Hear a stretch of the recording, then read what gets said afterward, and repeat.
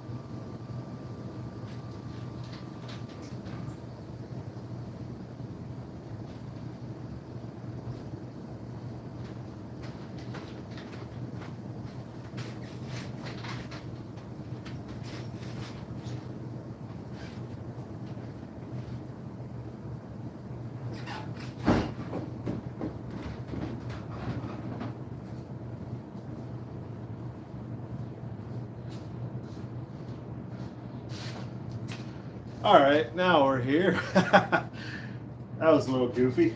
Start a live and then leave immediately. All right, so we're shaping this white oak handle. We're making it for this boy's axe. Really nice little boy's axe, honestly. Beauty. Very thin, but a nice wedging profile, high center line. Good stuff. We got to remove this dimension. We got to remove some of this dimension. It's really big right here. So yesterday when I was using the spoke shave, I realized, hey, what's up, Joe? Thank you for the first chat.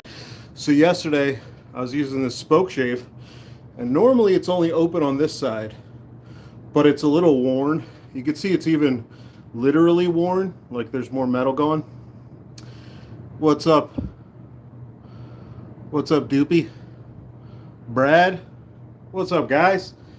So yeah, I was using the spoke shave. I usually open this side and it's just slightly open, but I changed to this side because it's sharp. I won't have to, sharpen this side and I can still use it. And I had to open it really wide so it actually stays closed. I don't know if this is actually how it works, but the way that I use these spoke shaves is I leave one side closed all the way, then I open the other one, and that kind of locks it in place. And yeah, so I opened it so much, and then I used it. I was like, oh shit, this is like a jack plane. This is removing a ton of material. So check this out.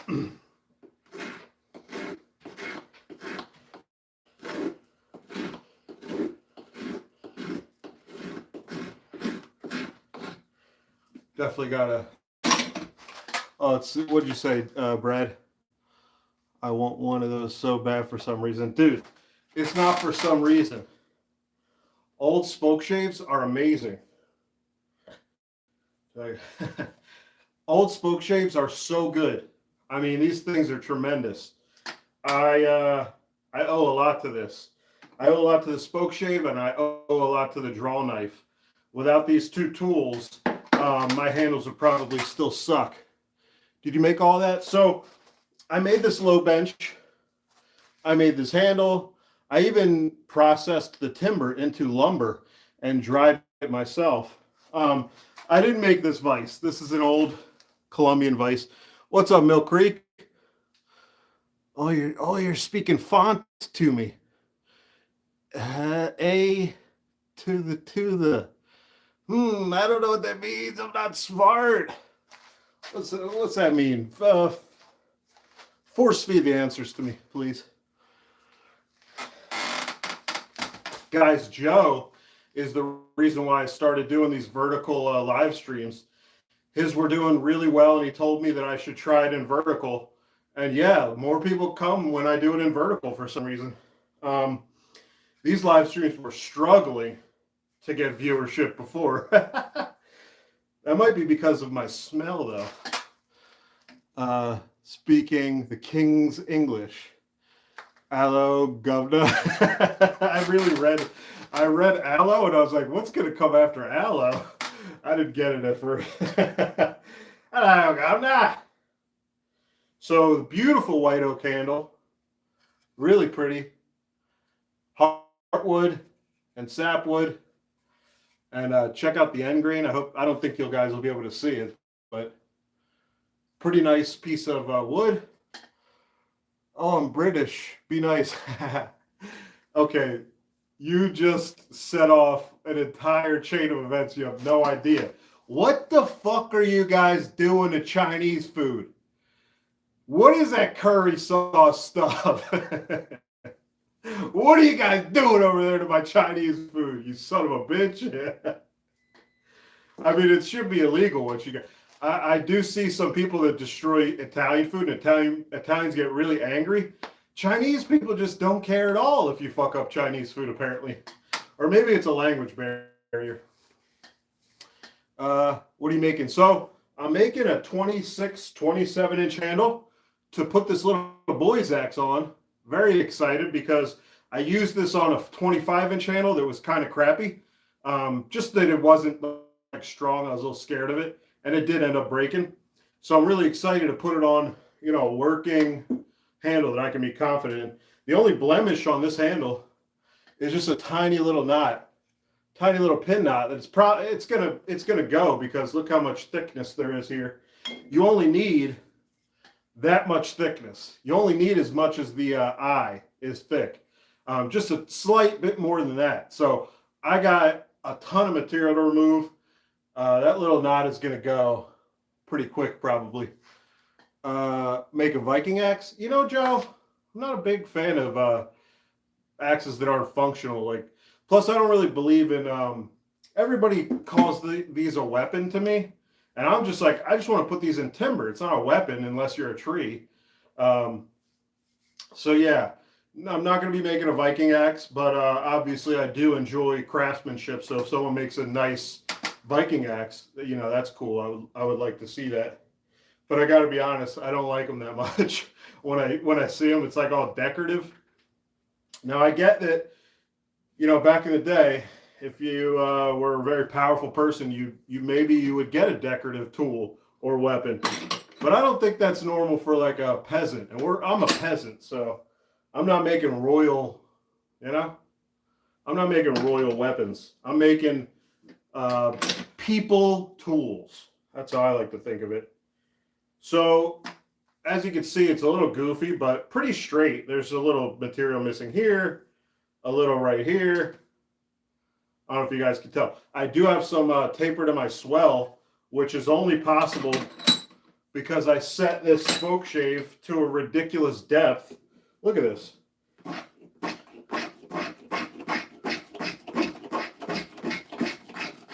Look at these shavings coming off. I mean, they're not that thick, but it's more aggressive than normal. Let's see what I miss here from Brad. Oh no, that's just a double bit axe. Just a double-sided axe.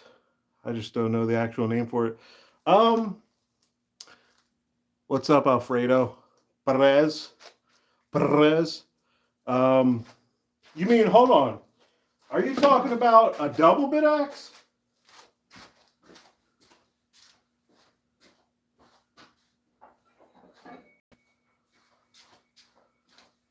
Are you talking about something small like this? Just a slight double bit axe, just small double bit axe? You know, like a double bit axe where it's almost as long as your handle. Is it that kind of double bit? Is it a double bit axe where it rivals handles? Is that what you're looking to see here? Yeah, this is a cruiser. This is a double bit cruiser, which means that if you're if you're like 120 pounds, this is what you use in the forest because it's so tiny. You know, if I was one of those rich pieces of shit. I just want to smash my bench and it would split it in two. I don't feel like making another bench, guys. But yeah, it's just slightly bigger than my hand. Thanks, Joe. So this is called an asphalt axe. I got no idea what the hell it's actually for, but it's massive. Thing is like 10 pounds. I don't think they'll ever make a handle like this again. Thing is nuts. I'll show you a regular double bit though.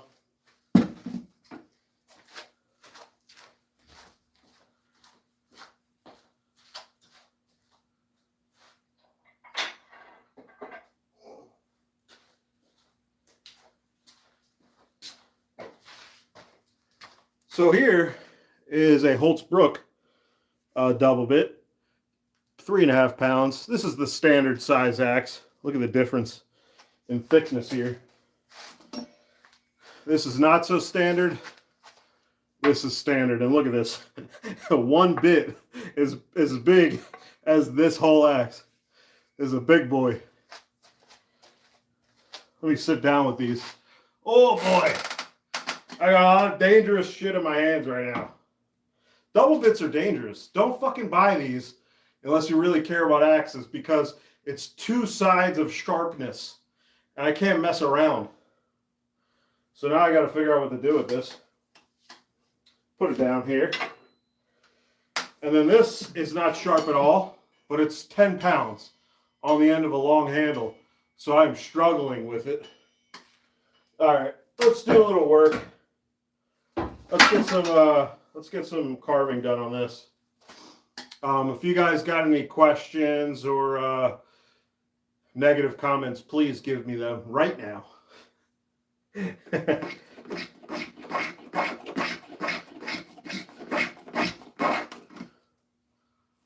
Yeah, I'm no expert, but I'm an axe lover and I'm very passionate about these tools.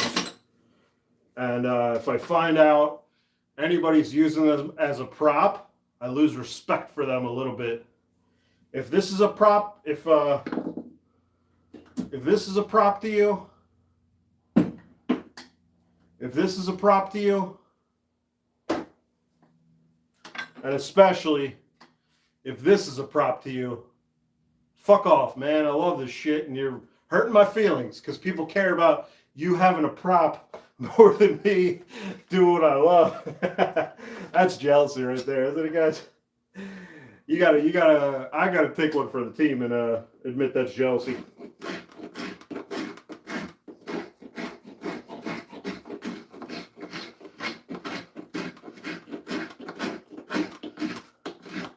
Got a little tear out here.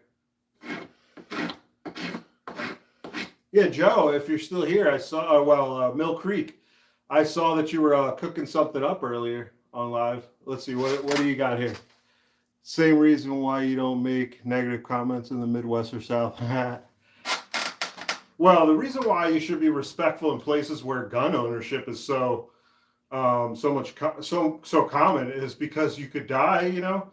And in general, men should not be disrespectful in public because there's always the threat of violence, and you don't either want to hurt someone, ruin your life, and there's possibly, or get hurt, have your life ruined, you know. Men are supposed to be respectful for that, mostly for that reason, is survival, and, you know, keep your way of life, because fights can change your way of life. Let's see, what'd you say, Joe? Yes, sir, indeed, some breakfast. What head for that handle? Let me show you, buddy. So, where did I put it? Where did I put the axe? Oh, here it is. My dumb ass. So, it's a little boy's axe, 2.25 pounds. And I don't want guys to think that boys' axes are like just for boys. The whole point of a boy's axe is that it's for everyone, even a little boy. It's too bad. No, let's not get into that. I was about to say, it's too bad some victims didn't have these boys' axes. take it out on there. Anyway, half axe if your ego is too big. That's true, man. A small axe like a boy's axe isn't enough axe if you have a large ego, because there's always going to be tasks where you don't need a very heavy axe. Unless you avoid those tasks, okay, maybe you need your bigger axe then. So I'm a little bit making a mistake here because I'm doing a lot of cutting without checking what I've actually done. You kind of eye it up at different angles so you don't fuck it up. I'm not doing that because I kind of got a lot to do.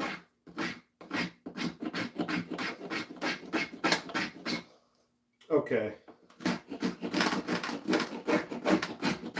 It's kind of not the beginner way of doing this. I'm just far enough where I can't see what people are saying, but I'm just close enough where I could see who said it. Oh, okay. Yeah, same thing. Yeah, so this is a bit of white oak, air dried, hand processed. This is about as good as it gets for me when it comes to lumber. And let's see what I've done. Did I screw it up? No, it's a little better. Let's see what we got here. I should be mowing the yard, but I'm not. You could always tell the wife that you're doing research for your passion project. That's what I say to every woman I've ever met. Let's see. Okay, so I'm missing a little material here. So let's at least even that out. And even it out on this side.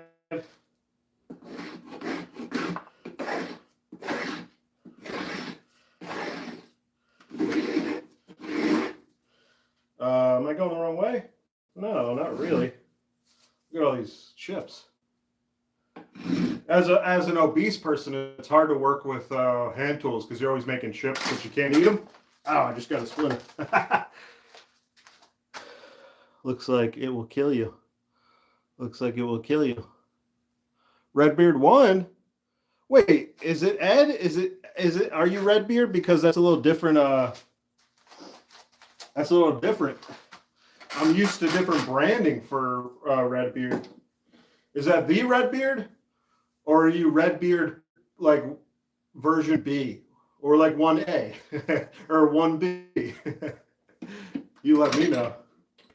Okay, so that's a little better. I got to remove material here, though. I don't really have to, but evening stuff out makes it look...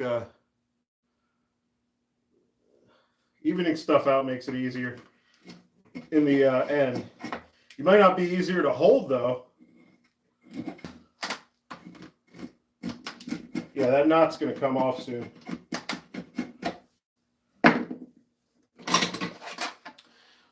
The Blackbeard's brother. Oh, really? Blackbeard's brother, the pirate. I didn't know that. I didn't know we had royalty in here. That's pretty cool. I'm actually the Pink Panther's cousin. Yes. They call me the Brown Stain.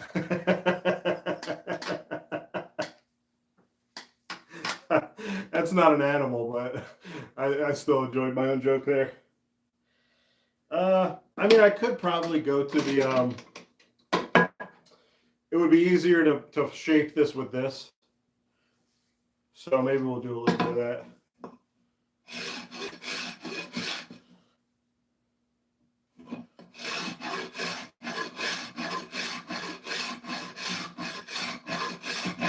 So if you caught my last live, you'll know that these palm swells are angled when it's not a straight handle, and the angle goes like this.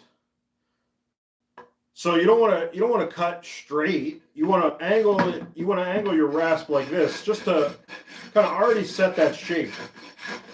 And when you go up the grain with a rasp, I feel you can make a swell easier. Avast, mateys. W. Brad. W. Brad. I'm a young guy. I know what W means. It means West Ham, the soccer team. in Britain.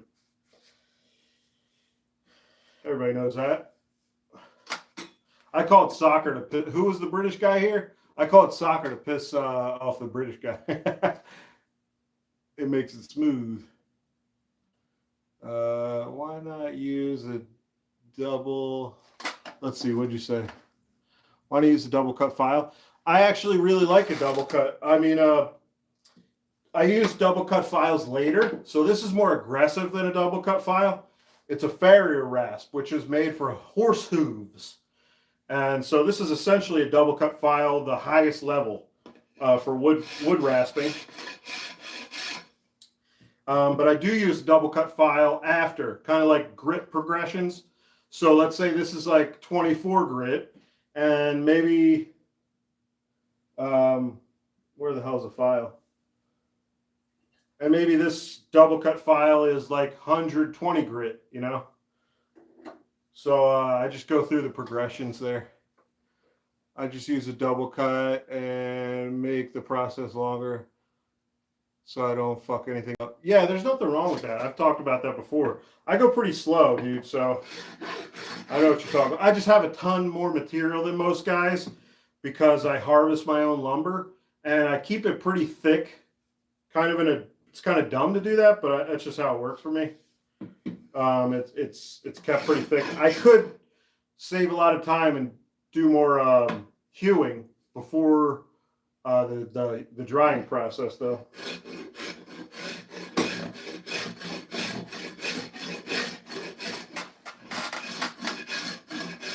Let's see.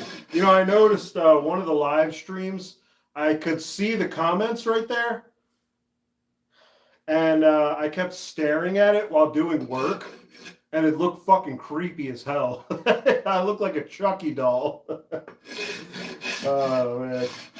The good old days. How old were you guys when you started watching media that scared you to death? I remember I was 7 years old and I saw It, the movie, you know, with the clown, and then I started American Werewolf in London, and then It, the clown, and I was 7 years old because I was at my friend's house for a sleepover, and that's what we watched. And I woke up at 3, 4 a.m., and I puked my guts out. That's where I learned what panic attacks were.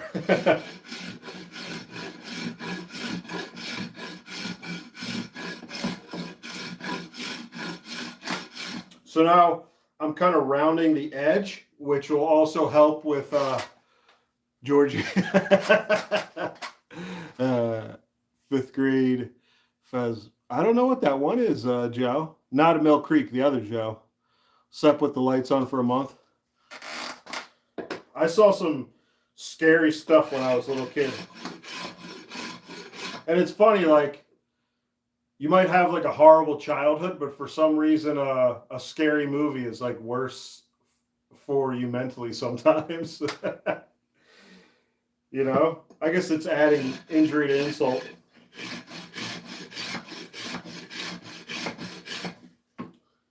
Or insult to injury? Who cares?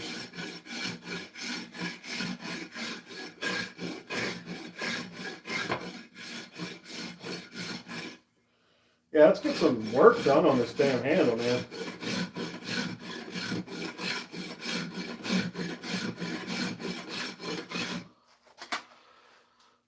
I'm Pennywise the Dancing Clown. You are Georgie.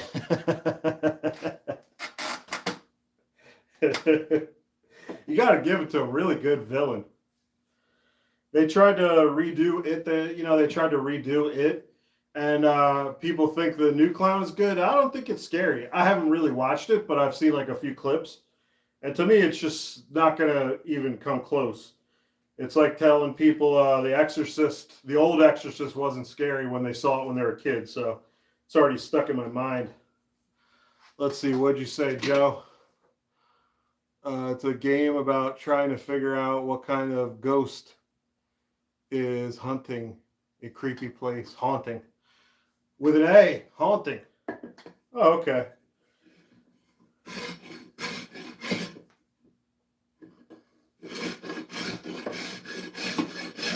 I wish you guys could smell the white oak. That's one of the best parts of this. White oak smells so good.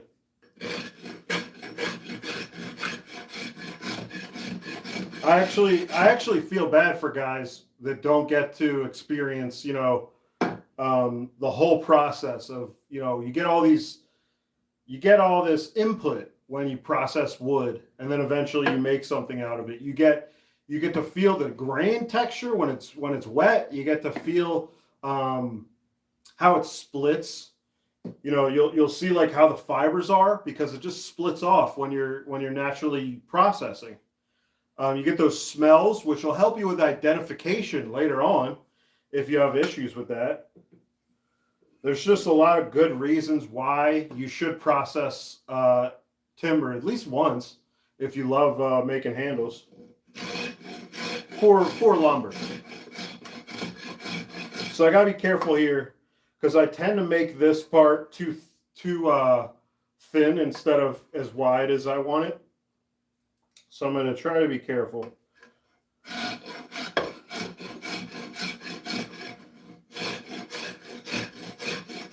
So I'll show you how thick we are still. All right.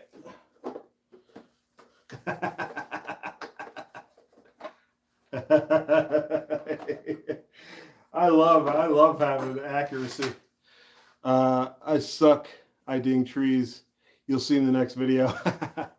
Yeah, Joe, you just gotta. It's a journey that took me forever, dude. I was so bad at it. I'm still pretty bad at it, but I learned some local trees. Okay, so what do we got here?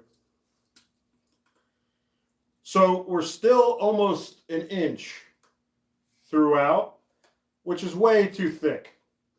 We'll check an already built handle.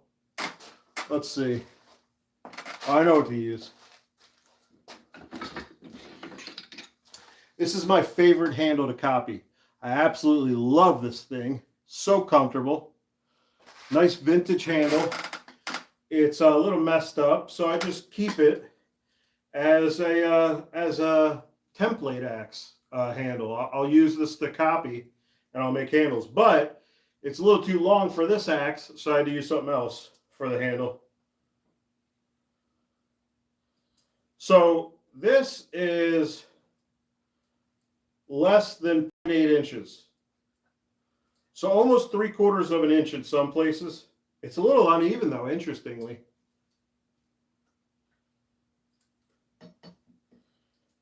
Interesting.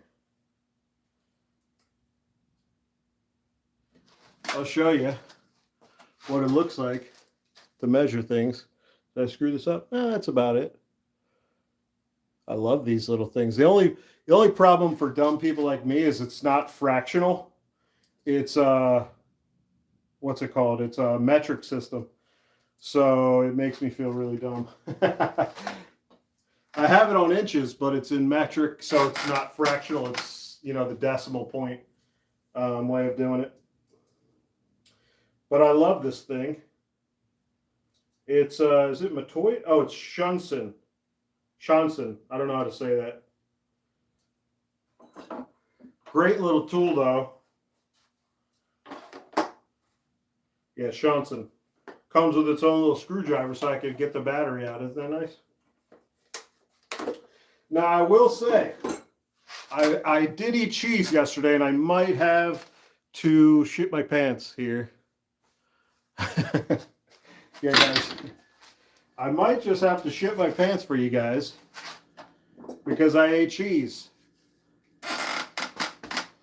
All right, so, oh geez, I'm screwing up all over the place. So what do I have to do? So there's a little bit of waste that I got to get rid of in the belly of the sapwood. Yeah, when it comes to IDing trees, I got a bunch of books, and I just had to start digging into the trees. I had to start actually getting beneath the bark, cutting into the wood, getting as much data as I could help.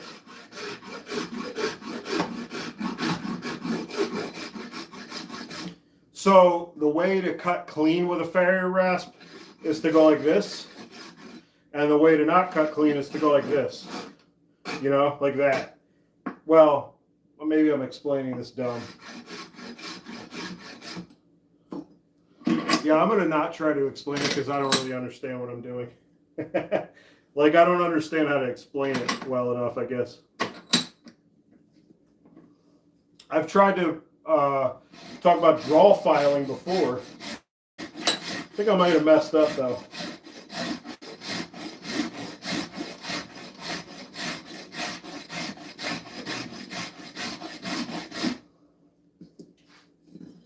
Look at all these shavings.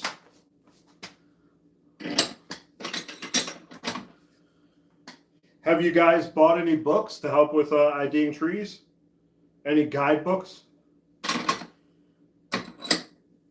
There's probably some local PDF files too that you can get.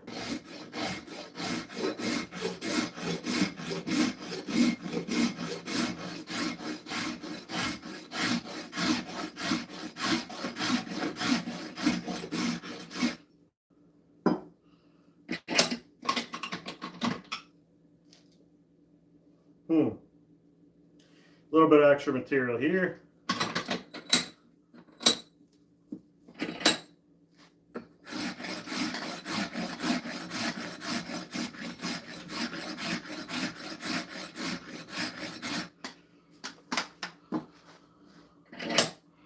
I can't read, so they're useless.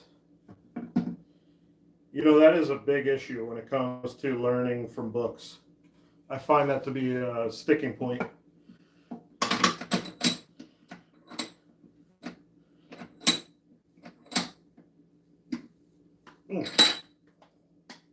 Oh, okay. I see what I can remove.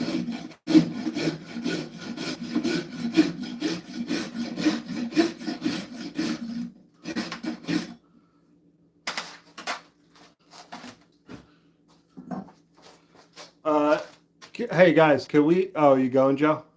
All right, Joe. Thanks for showing up. Thanks for saying some nice things, Joe. And thanks for giving me an excuse to pull out my ridiculous tools. Guys, I'm going to go shit my pants. I'll be right back.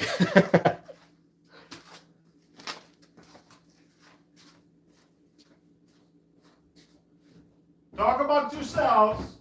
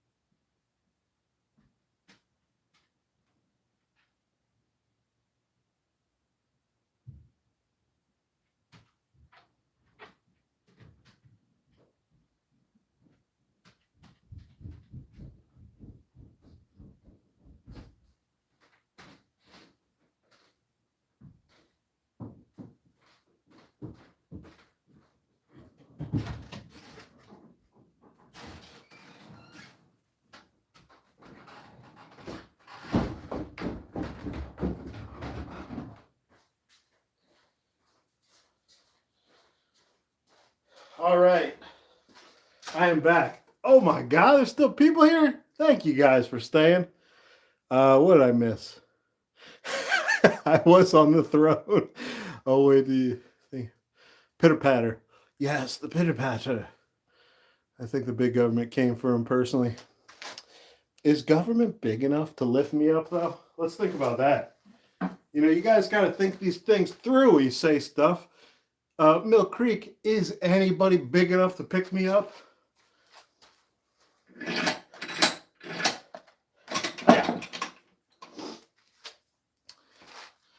know, I don't know how you feel about fat jokes.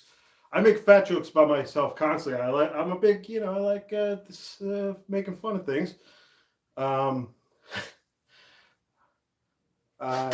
did you say here? I deadlifted 315 yesterday. Yeah.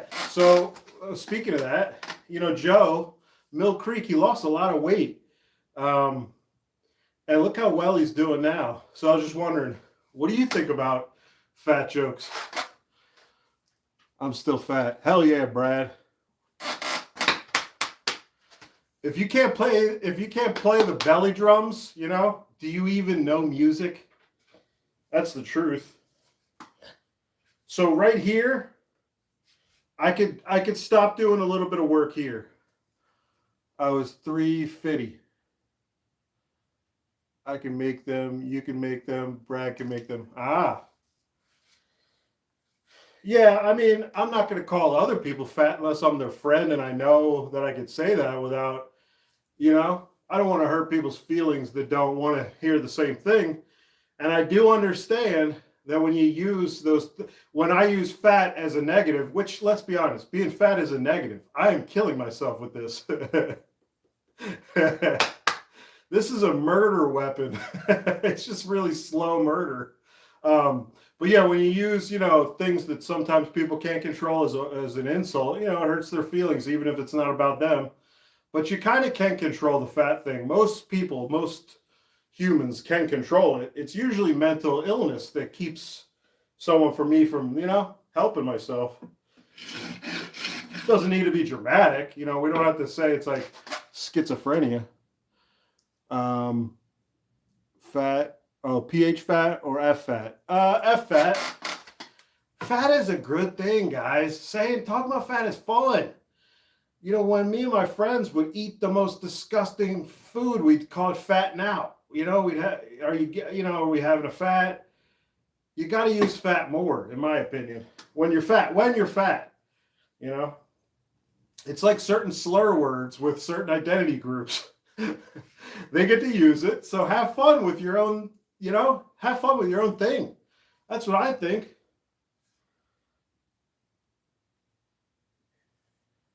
Although Richard Pryor stopped using the N-word. Remember that? I don't know if you guys are fans of comedy. I'm pretty sure Richard Pryor eventually said, I don't want to say it anymore, and I don't agree with saying it. We're getting into slurs. Actually, there are some slurs where I'm like, that's not even a bad thing. There's one to do with beans, and I'm like, a lot of people like beans. What's up with the slur? It's a dumb fucking slur. A lot of fiber, a lot of protein. Beans are an excellent food. Anyway, I just lost about 10 people. By the way, let's take a look at this. So this is how you kind of check out a handle. You look at different angles. So I would do this. First, I would do the front, and I would see what's bigger, what's smaller. Here, let me do it like that. So I can see up top, right here. Is there a little more? Yes, there's a big drop off here. And then it gets bigger and bigger. So this is how we sight down the work. And this is how you do things when you don't have guidelines, when you don't have a center line. You're constantly looking down. And I can also see that there's some missing material from here. And there's missing material here, but there's a little bit of a surplus. So it's kind of like, you know, you're just using your, what did I miss here? Mine was 90% mental. Oh, the fat, yeah. What's up, Squatch? Squatch shot. Yeah, losing weight is mostly mental, I think. Why Why don't you scribe a center line? Oh, why don't you scribe a center line? Not pick, dude. You better fucking start picking, man. I'm not a sensitive guy. I think we should all have to explain ourselves, or we should all have the right to ask someone to explain themselves. If they don't want to explain, that was your right to say that. Plus, you're my pal, so it's okay. Although I guess you don't want to, you don't want to embarrass your pal. I get that, just in case. I don't write a center line. I just like doing it this way. I think that it gave me skills doing it this way that I wouldn't have gained otherwise. Yes, it takes longer because you're constantly kind of having an eye up the thing. And also sometimes you get a little confused because the heartwood and the sapwood kind of doesn't really share a perfect, center line. You see it's starting to drop off. There's less heartwood. Oh, yeah, right side. I guess I'm just saying I'm not criticizing the way you do it. Just curious. Yeah, it's okay. I see a lot of people say that where they're like, I do it my way and I don't really want to like have to argue about it. But nah, I get you not doing that. Yeah, I just like to do it by eye. Maybe it's like I feel cooler about myself that I developed that skill. But at a certain point, you don't even think about it anymore. I don't think about it until I'm doing these videos and I kind of describing what I'm doing, and I realize, oh shit, yeah, this is different than like everybody else. Maybe I'm not saying that as in like I'm cool, but I don't know if do a lot of other people do without a center line. I think people that I think Keen Timber Tool, he used to do without a center line. Yeah, I lay mine out also the beginning. Yeah, I don't think there's anything wrong with that. I don't know. I don't really set. I don't really go at this side and this side, and like I wouldn't keep it for long. I think I would have to keep drawing it on because I just play around and I am constantly moving, and it's really like a child's attention span of shaping things. I just am constantly switching. But the reason why I do that is because there's no center line and I don't want to screw anything up. So if I constantly am moving and I'm not taking too much material off of one place, I mess up less. Here, you know what? Can I move this towards me? Because I'm just barely out of the view of being able to see what people are saying. Let's see. Can I do that? That better? Now the angle might be screwed up. Yeah, that's kind of the problem I have too with the center scribe. When you take stuff off the back and the belly, yeah, it goes away. Exactly. And it's the same with guidelines for the handle shape in the width dimension, this dimension. Well, this face. You can't work on it unless you want to have to redo the lines. And I don't do that. I draw the lines once, and then from there, I'm just kind of by eye seeing what looks right. So I'm gonna remove a little material here because it's a little thick. And then maybe that changes something down the line. And I just keep over and over again. I just keep kind of messing with the handle to see what I could fix. Now, this way of doing things, you can screw things up a lot. But I'm at a point now where usually I just think I screwed up, and actually I can fix it. Brad, do a chainsaw live and watch the comments fly. What did Brad say? Was Brad talking about doing lives? Brad, do you post videos, Brad? Because I'll check them out after this if you do. Because you are an Axe brother. Any Axe brother, I'm gonna pretty much support. Now, I might not like everyone's way of doing things or like their style of axes, but I support every Axe guy. Absolutely. Oh, Brad, you're doing shit? All right, I'm going to check out your videos, B-Rad. Remember when people used to say B-Rad? That was back in the days where people used to call each other a beast. Dude, you're such a fucking beast, man. Those fucking limbs. You got some beast limbs on you, man. All right, they don't say man that much. I'm talking like it's the 70s. I've been doing more lives lately. Oh, okay, Brad. I'm going to check out your lives, man. I don't know if you heard yesterday, Brad, but I called you the baseball dad of the axe people on YouTube. You're just such a supportive guy. I notice the supportive people.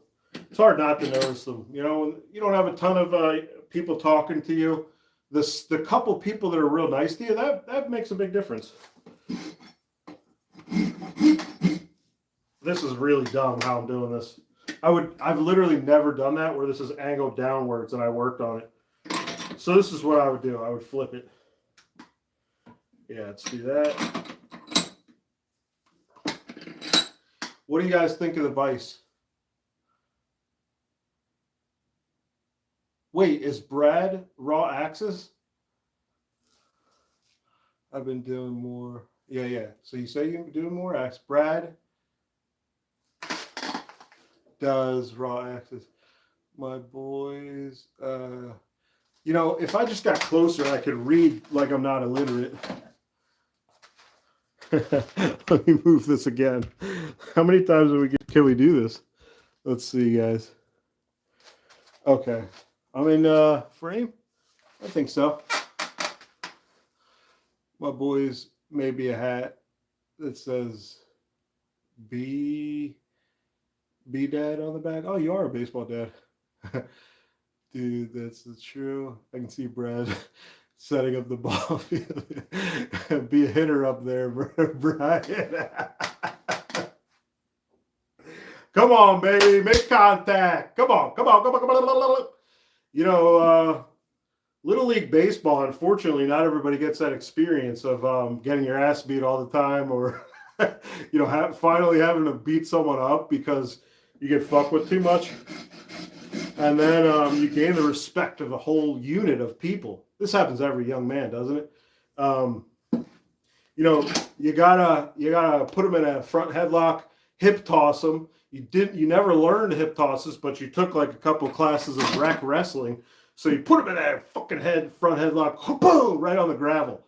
And then you stop getting chased when it's really cold out and you can barely breathe. You know that feeling when you're breathing in cold air and you're past your limits? Oh, it burns so good. 3-0, Brian. Hitters count. Be aggressive up there. Dude, I'm watching the Phillies, and I'm like, come on, man, it's 3-0. Let's get confident here, all right? Give them the go-ahead. Give them the green light. I did say I wanted to do something here, didn't I? In the back. One nice thing about this vise is I could pull it up above the jaws, and I can work on the whole thing. Look, I can work on this whole thing. I have clearance.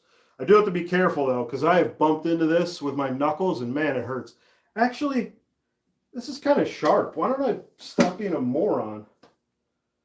What do I want to use?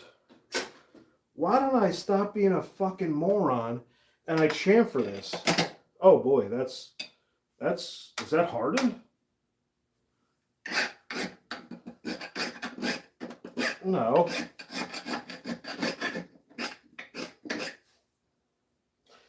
Oh, already, that's better. Oh, man, why didn't I do this a long time ago? I don't use this as a little anvil. Well, actually, sometimes I do.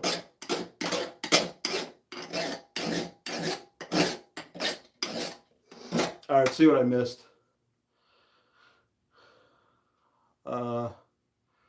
Man, I wish I could read everything up there. It's so far away. Boy.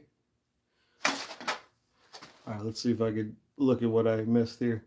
I was the football dad right on the sidelines. Roy Yanks dropped. Oh, the Yankees lost 2-3 to Cleveland. They're not the Indians anymore. What is Cleveland's name? I don't really follow anybody with the Phillies a little bit, you know. I mean, I know when the Mets suck. That's always something I got to know. Guardians. Yeah, the Guardians. How about how the Redskins are now the commies? The nickname is communists? I don't know, guys. Not too good. I think that's worse than something that Native Americans would hate. I think the Native Americans would rather, not commies.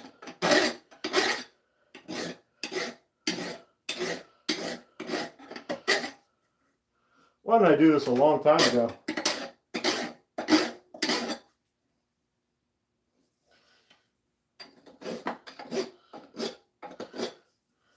Oh my God, it's so much better.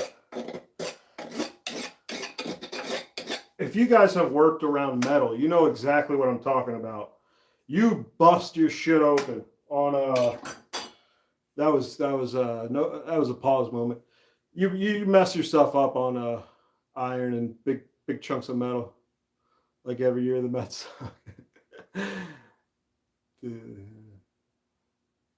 Oh yeah, dude. Yeah, so let's actually do some work here.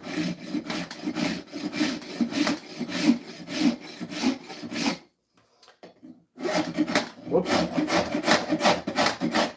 That was a big chunk I just took right there. Oh yeah. Oh yeah. So now this is kind of my problem area that I feel like we're pretty good. We're almost there here. I want this to be thin though. It's a boy's axe. If you guys missed the beginning, I'm hanging this little boy's axe on my own white oak lumber. It's about 26, 27 inch handle by the time it's done. And let's give you a little preview. It's the handle shape is not close, but I mean, well, the handle shape is a little close, but who knows? It could change. Not too shabby, right? It's definitely too wide though, still for a boy's axe handle. Boys' axe handles get smaller handles than a full-size handle. That's just how it is. Got to work with you, rascal.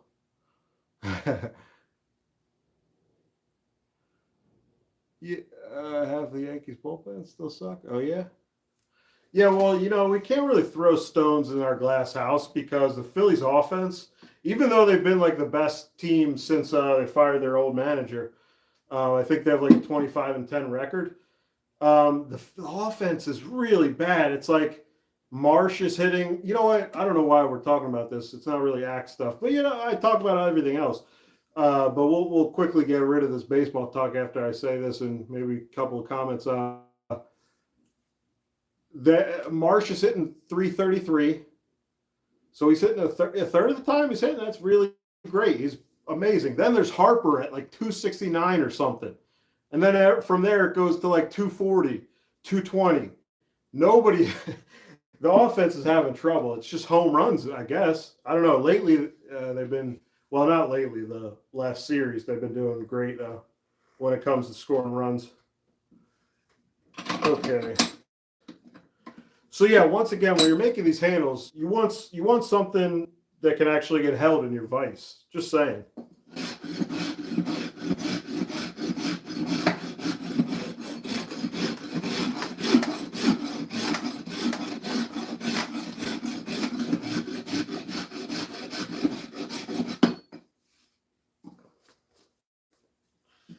Yeah, let's see. Nobody got anything for ATL in the East. No more baseball talk. Actually, you know what? I would like to talk about being a baseball dad, Brad, or a football dad. It's pretty funny. It's like kind of a big. There's a lot to stereotype with that.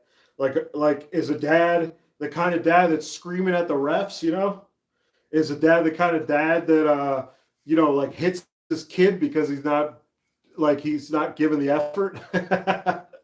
Oh man, that's a big baseball thing. If you guys played baseball when you were little, did you see a coach's son beat the shit out of his kid?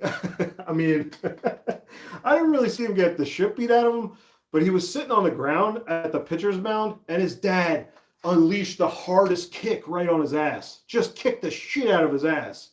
I mean, he might have taken a Duke a little bit because he fucked him up.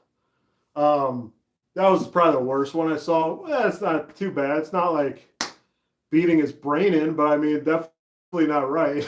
definitely wouldn't work nowadays. Yeah, that was one of my experiences. The baseball dads just were so tough on their sons.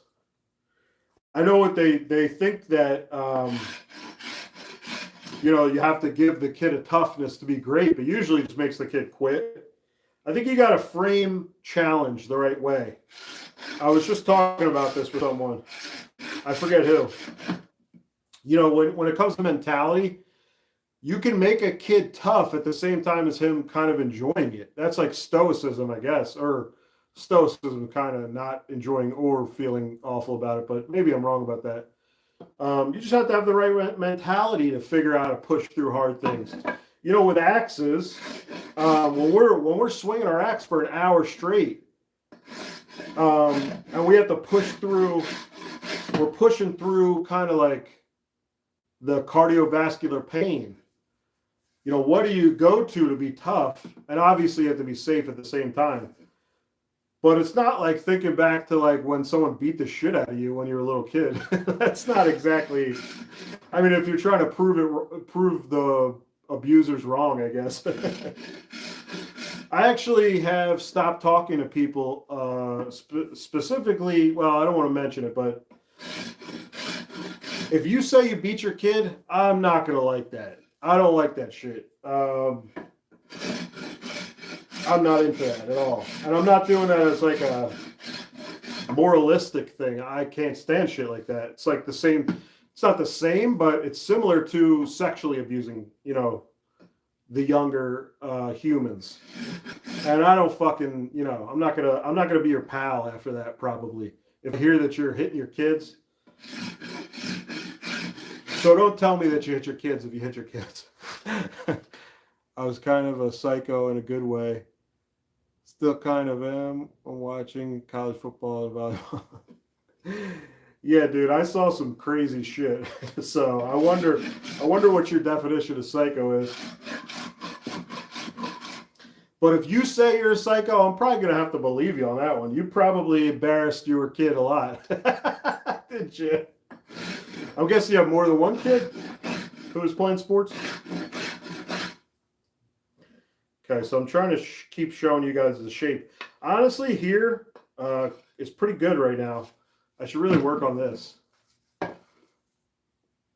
No, that sucks. Yeah, dude.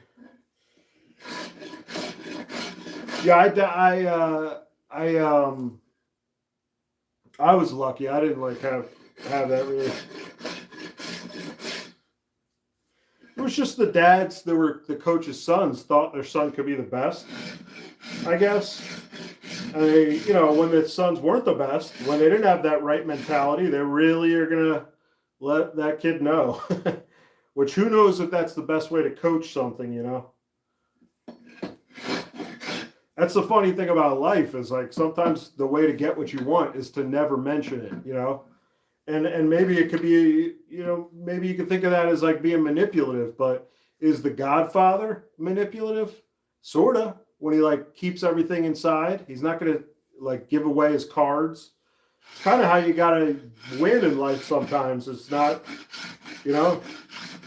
not talking about certain things. And then obviously when we think about men, we think about people that are supposed to be able to keep their mouth shut, which is the opposite of what I do on this. It's a yap time. That's what lives are. It's yapping time.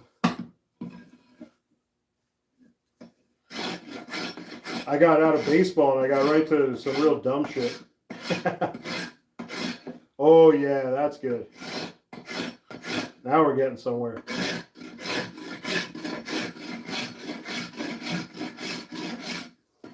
We're almost to the point where we can start working on the tongue for the handle. Samesies, I'm a yapping fool. That's funny. Yeah, the gift of yap. I don't know if I have the gift of yap, but I can do it, Like I can talk. It just might not be pleasant to listen to.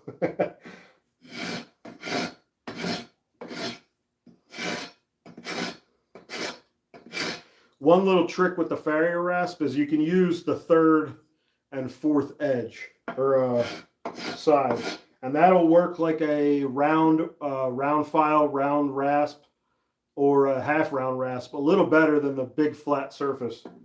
But it tends to dig in if you mess up, so be careful. using light pressure.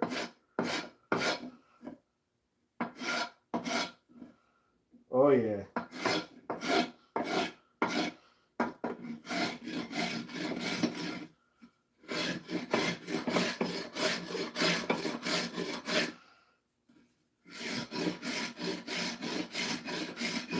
So I should be looking more. I should be eyeing this up more. Dude, I get that coffee in me, boy, and I'm ready to go. Yeah, I don't do coffee. I'm not a coffee guy. See, with the Farrier rasp, I feel it's easier to make an even handle for some reason. It's almost like using a hand plane, because look how wide the surfaces are. I mean, it's just a little less wide than this number 3, Stanley number 3. So this is a small hand plane, but just goes to show that this is a pretty wide surface. So it's easy to flatten. It's easy to even things out. Very underrated tool for woodworking.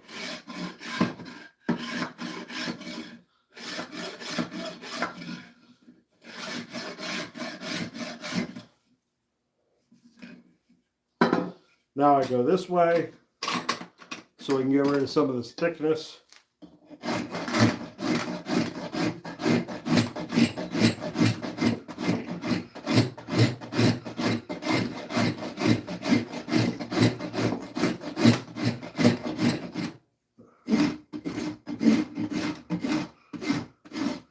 Really digging in far. So now I'm going to go to the smooth side. Try to fix this a little bit.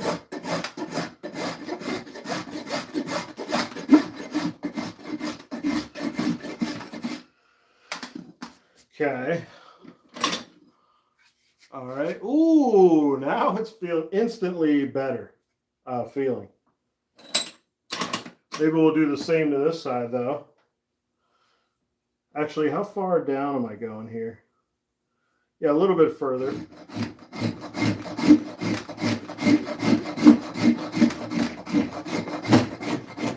This is literally the secret right here, guys.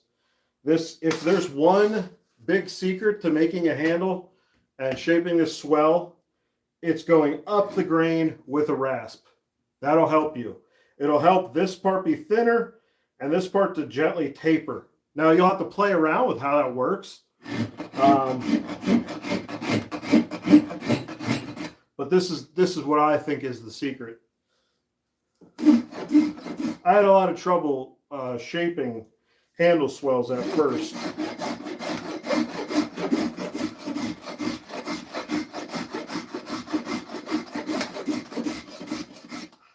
All right, let's see.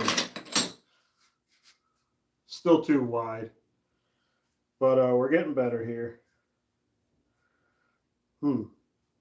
Maybe I should do a little. Let's do a little testing. So here is still too wide, but I don't really know what to remove. Maybe I'll remove some of the front.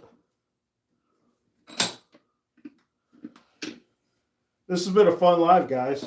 I appreciate the comments, sticking around. You know, I was taking a shit. That was pretty. So this is terrible timing for Brian Two Bears to come in. A man who will never curse on camera. But I was in the bathroom for a little, and everybody stayed. Buenos dias, amigos. Love the farmer's rasp. Personally, have a great evening, gentlemen. Yeah, man. Farrier rasp. Love this thing. Love this thing. One of the best tools I probably own.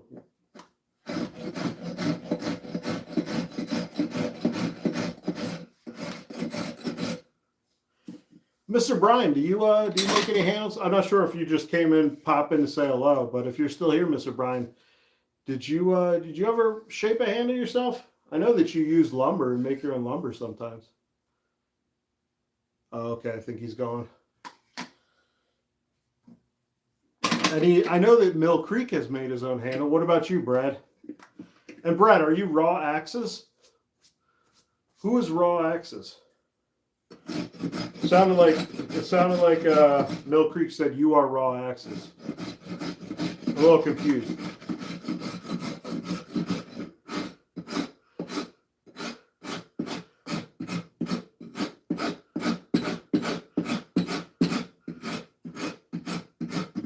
using the third and fourth side here.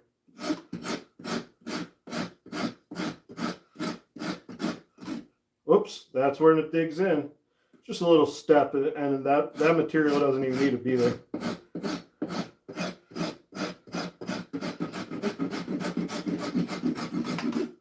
And another one. And another.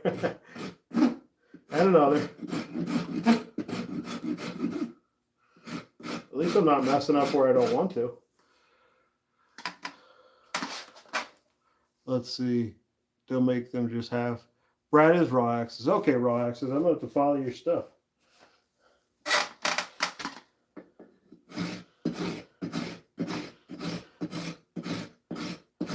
Yeah, I'm sorry. You know, sometimes I'm just like kind of not the smartest guy, not the brightest bulb. Speaking of bulbs, I actually changed the bulb for this live. I hope you guys aren't. The last live was fluctuating bright and dark over and over again. It was very strange.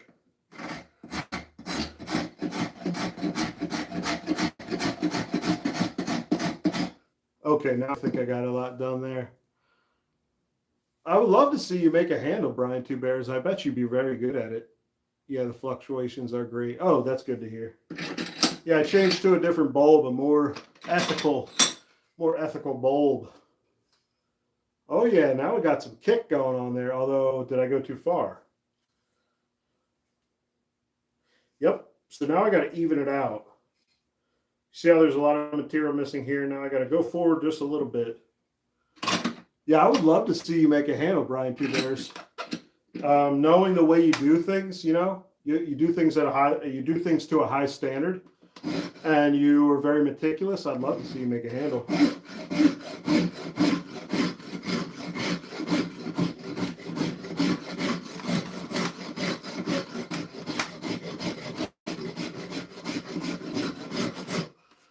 Okay.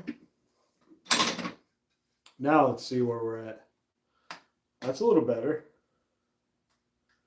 So now up to here, I'm just going to hold my hand on the area so I don't forget.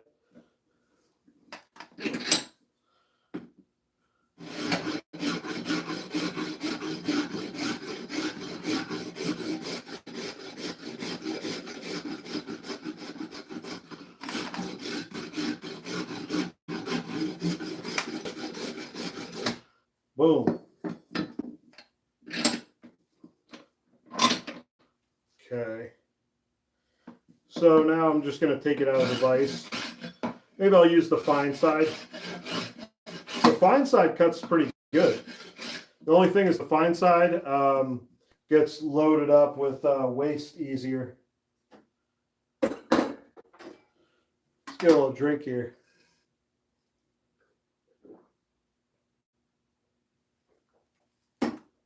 Oh yeah, some really nice wood dust in that. Delicious.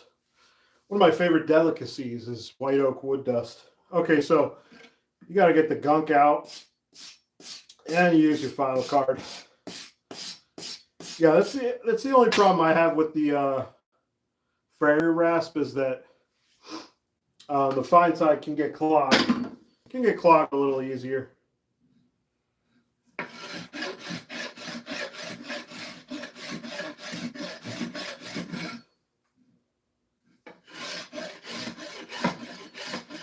It's already clogged.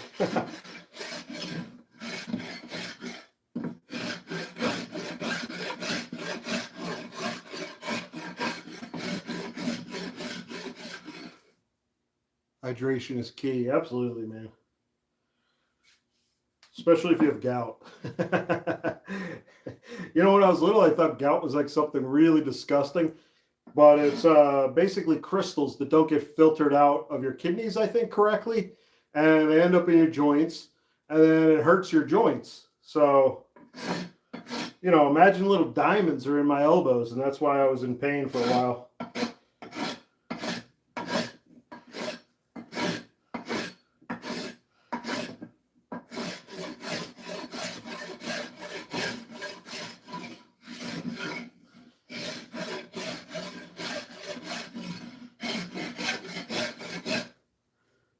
yeah.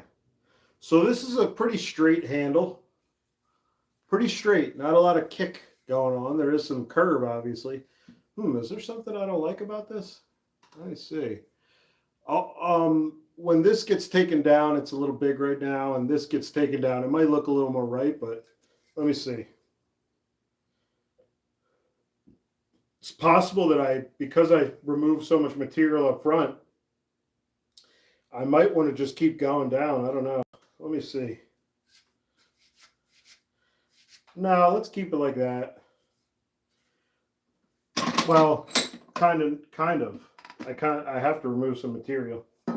Let's see, what should we use here?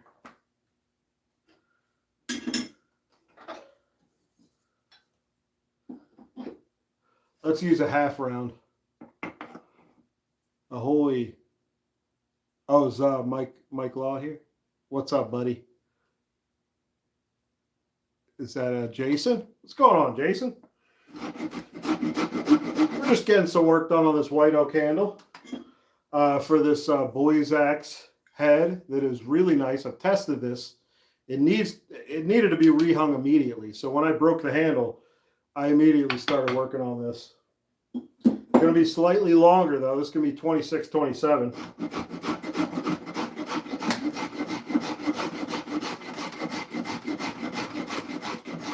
Yeah, this is for fine details.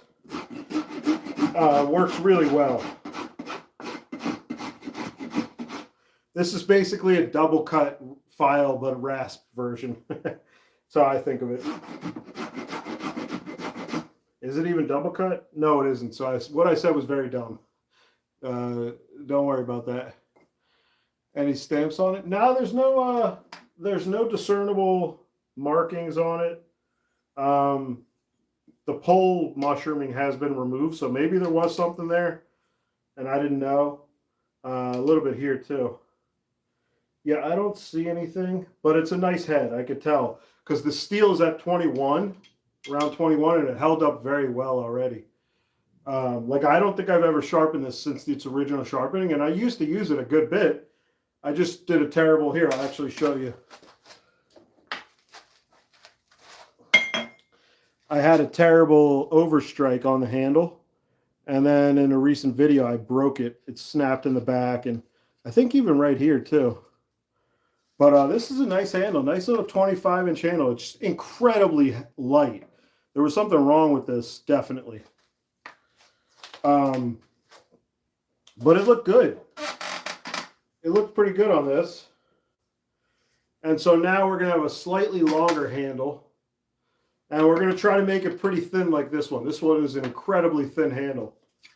But, you know, you just can't get better than one of these American Axes. Not American Axe, the company, but vintage American Axes. Man, are they good.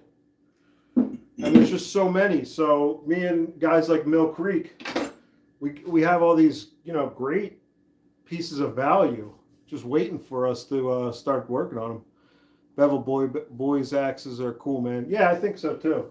I'm a big bevels guy.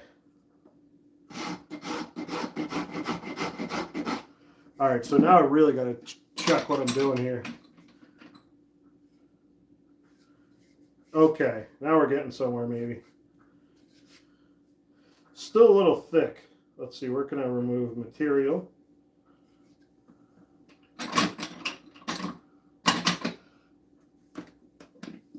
Yeah, we do this slow.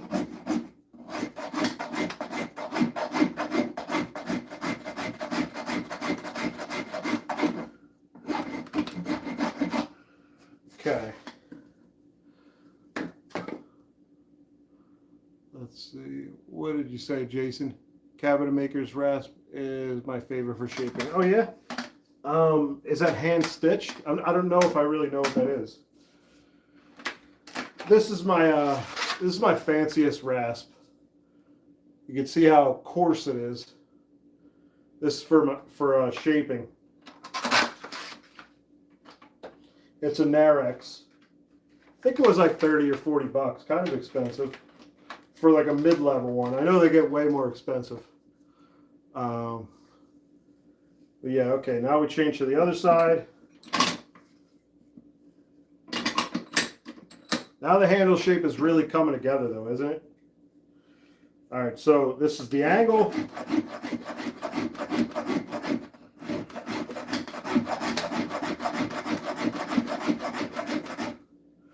So look how much clogging is going on here.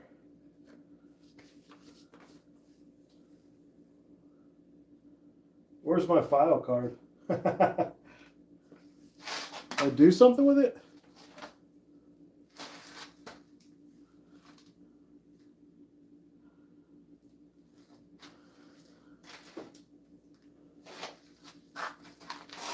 I must have dropped it. Nope.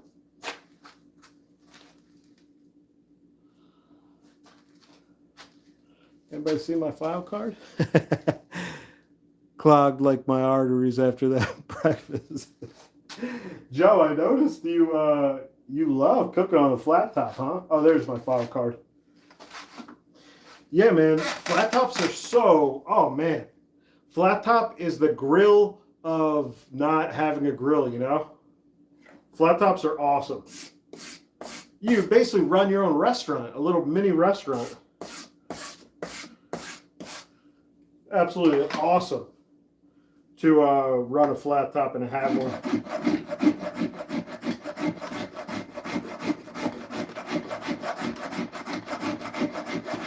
Ow! See, it just happened. I just bumped my shit. Dude, the Blackstone is absolutely the shit. Yeah, man. You got to be honest. It's much easier than like running a live fire too. You know, I haven't been running a lot of fire to cook, and it's tougher. You need more time, and you need more effort. And that's why I'm like, whenever someone makes fun of a pellet grill or whatever, it's like, yeah, but have you ever run an offset smoker or like run a live fire cook? You know, you got to dedicate time and effort to it. Okay, now we're checking. Oh yeah, now we're feeling like a swell. Now we're feeling like a swell. It's a little wider than normal, but maybe I'll keep that for now. And you can see we got a real, you know, taper to it. It's not perfect. There's a little bit of goofiness to the end, but that's not going to matter. Yeah, let's work on let's do a little of the good stuff, guys. Now this is what people do. Do I not have a pencil?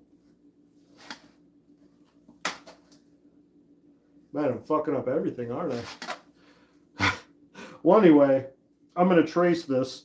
And this is kind of where things go right or go wrong, I guess. This is where most people start at, is either putting the head on an existing handle or making the tongue fit this eye.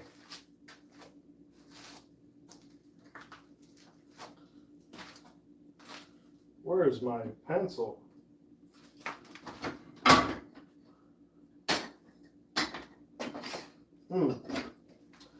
I am not so sure where the pencil is, so what we'll do is we'll try. Oh my God. What am I going to do? And where's my pencil? I have like 5 pencils down here. Mike, we got to get the Northeast meetup going at some point. Dude, I love cooking over fire. When I camp, I'm literally cooking shit all day. Yeah, so that's where cooking on fire makes sense, because you're already doing stuff like leisure the whole day. It's like you just try to enjoy stuff all day. So if you enjoy cooking on the fire, you actually have that time. You set it aside for camping. But like, people don't have time to cook on live fire a lot of the times. You know?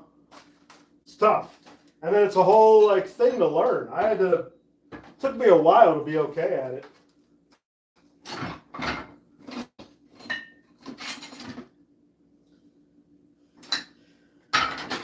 I can't believe I don't have a pencil. I really don't want to go upstairs again and get a pencil. So let's see if this file works. Look at that, dead on. So I'm pretty lazy about tracing the eye. I don't really do too much.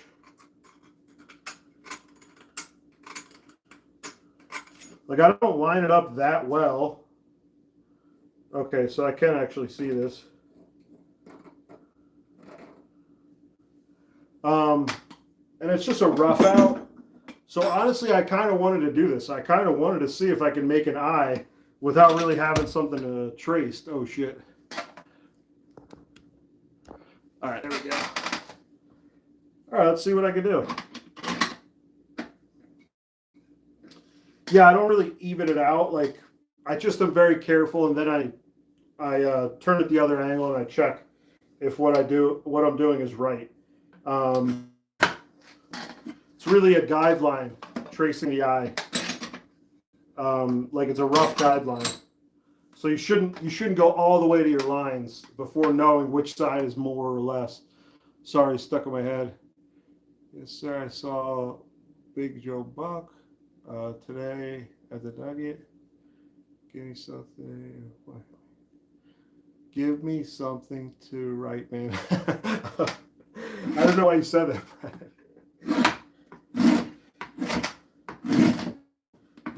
You want me to be your ghostwriter? Got my the pencil thing. That's what we're talking about. Yeah, I was trying to find a pencil so I could draw this eye, but instead I failed greatly.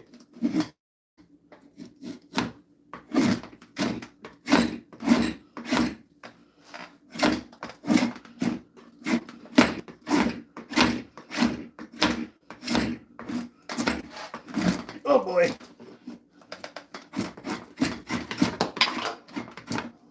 Not sure what just fell right there. File card. That's what just fell. How's the camera looking? Let me move you guys a little. All right, there we go. Ooh. Okay, let's see. We got a little extra of wood here. So I didn't even look at the lines I drew, or barely drew with that file. By the way, if you guys are just coming in, I'm hanging this Boys Axe handle on my own lumber that I processed by hand and air dried. It's white oak. Very nice piece of lumber. And that's the glue side. But yeah, it's just a little 2 1/4 pound axe. It punches above its weight, so it's got to be rehung. When I broke the handle, I really started working on this pretty quickly. All right, so now I got to remove some material here. Now, if you have a good guideline up top where the thickness and length of your eye, or width of your eye is, properly laid out, you could go to town. You just save a little extra material. I barely have a guideline though, so I'm working slow.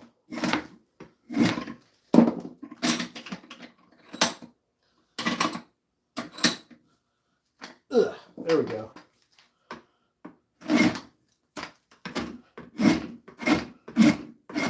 Wow, that knot is still not going.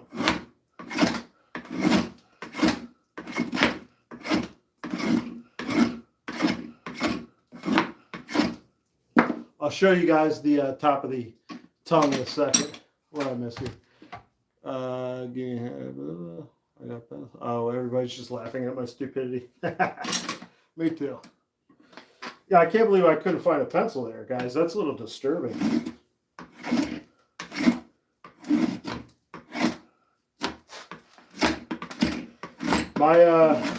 My friend saw me using the draw knife and she was scared because there's an edge, but really what happens is your elbows and your wrists stop you on your big fat belly before you can get cut. It's about 2-3 inches away from me, no matter what. So I don't even, honestly, when I have both hands firmly on this thing, I don't even think about the danger that much. I probably should a little more. This is called a draw knife if you don't know, if you've never seen one before. It's a 7-inch blade, and the handles are set like this, at least for this one. I like to use it bevel down.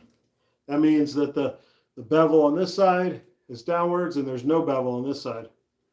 So that's up. Okay, let's see. Getting pretty close.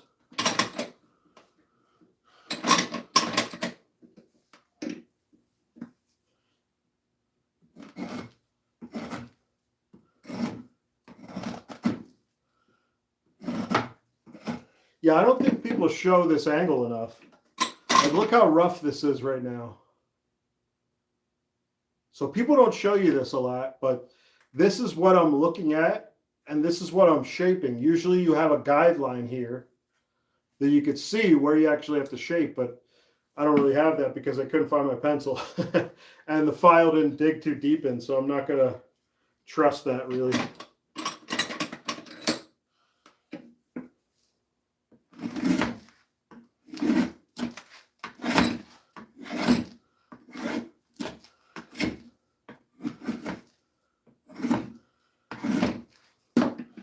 Okay, so I always remove material from the back instead of the front. I don't want this, I don't want the axe head to be set back like this. I want the axe head to be set as far forward that matches the front of the handle as possible. So about here, something like that. All right. Slowly working on it. So relatively even. Let's remove some from the back now. Not sure if my vise is off or my handle is because it's not really straight.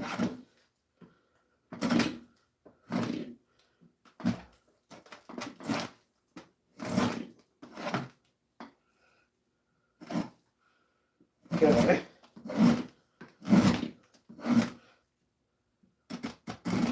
I should probably sharpen this.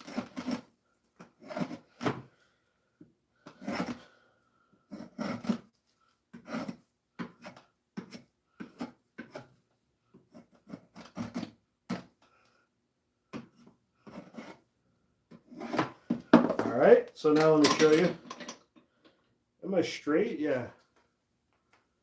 Now let's see. Yeah, it's goofy. So what I would do now is the front a little bit.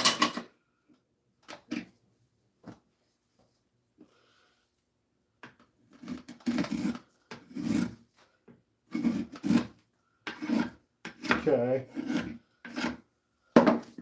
There we go.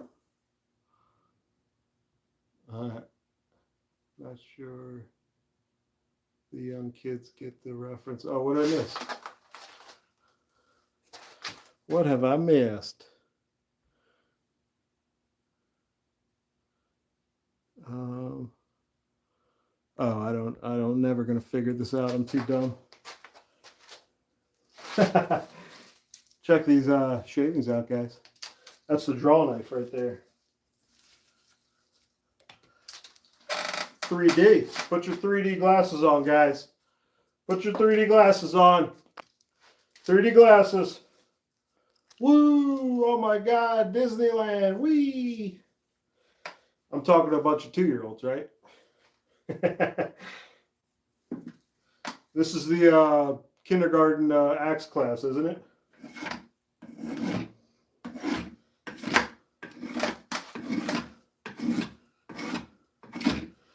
All right. 3D gold. All right. So now I got to take a little material off of the front side here.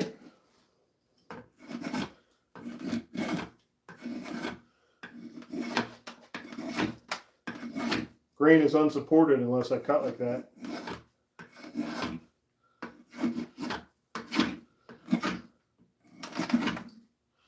Why is this so...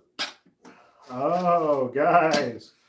We got to do a little maintenance here. Okay. All right. You guys will get to see this with your own eyes now. Oh, shit. Damn. I need to replace that wooden nail, sort of. So this is what I do, guys.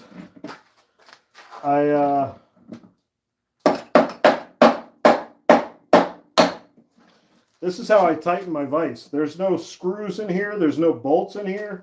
There's just pieces of wood squeezed down the holes. Oh, just exploded that one. Here's the last one. This one matters the least. Hopefully that helped. I kind of think I did absolutely nothing right there. All right, let's see.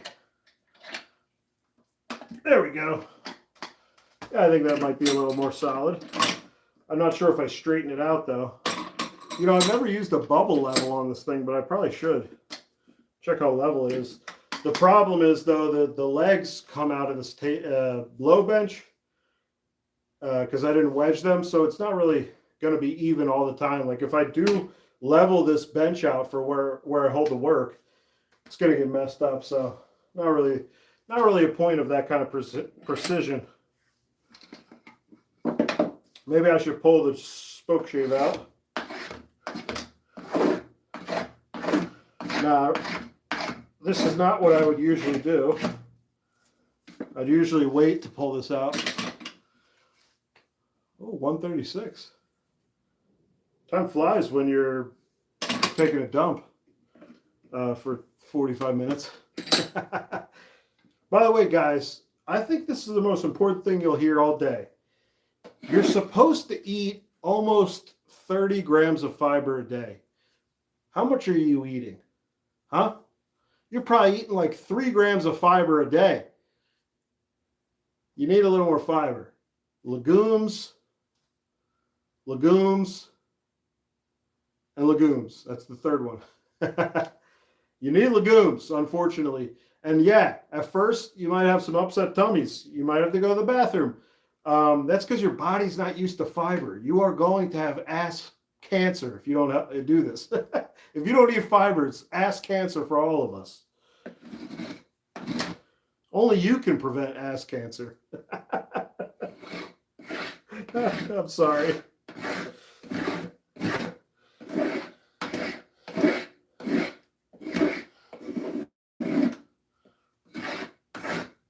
All right.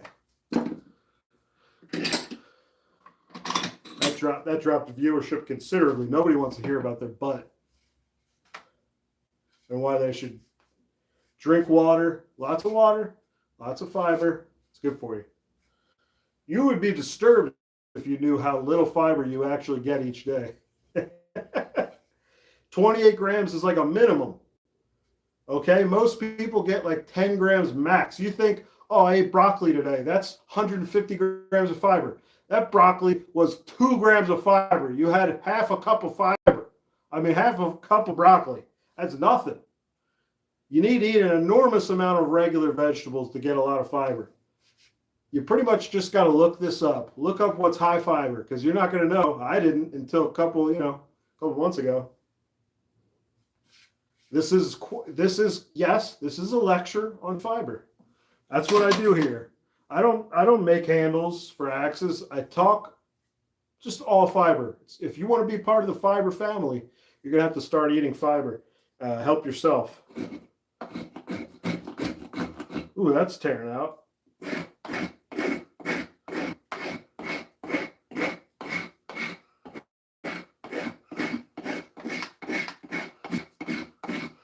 I know I was working on the tongue, but I got distracted. I probably should end this live soon. We're tapering out. And also when you start talking about fiber, but let me show you how far I am. Look how far I am, guys. Whoops.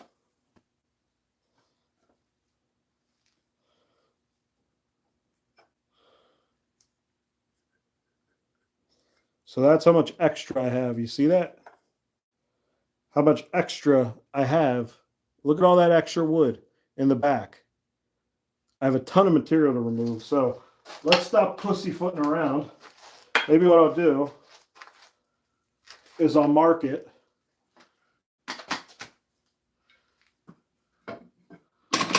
I'll mark how much material I should remove.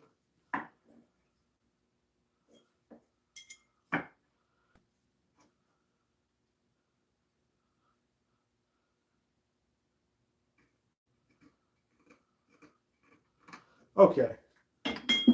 Now I can remove a ton of material here. Let's see what I miss. It's the sweet soundtrack that Brian working is wood. So a lot of this shoulder is going to come off now. It's going to come out to like here.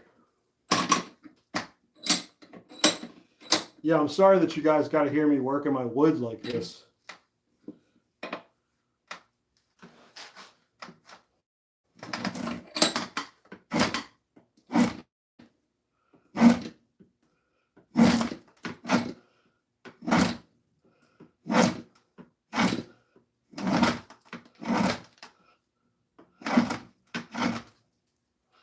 Okay. Now watch how much came off. Look at that. So now the only thing that you can, well, I do see that it's a little tall here and a little, is it a little, yeah. So I got to take that off from like right here. But once you take that much off, you don't just leave all the shoulder. You want it to be a little streamlined. So I'll just use tear out to my advantage. And I'll try to make sure I don't go too far.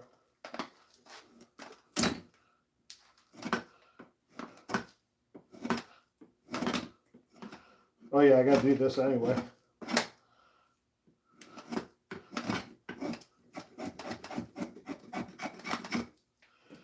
Now look. A little better, right? A little more of a smooth, angle. But still, we'll probably get rid of some of this. I just want to be careful. The last couple of axes. Well, the last axe I removed too much material here, so we're going to be careful.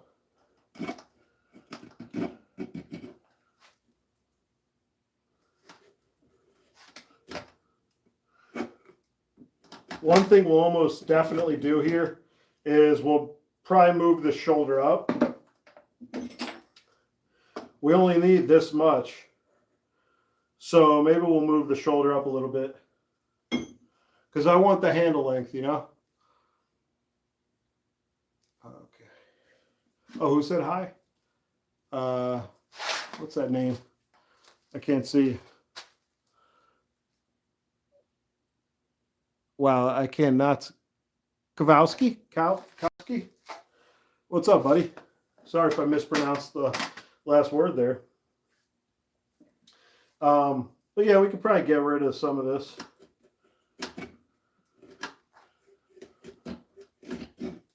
Oh, because I want the full handle length.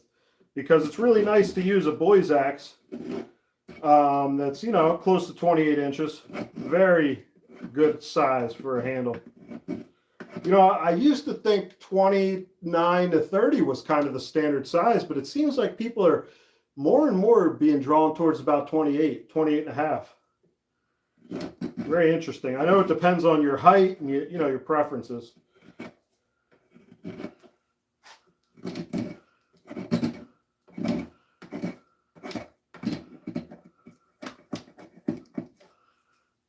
Let's see.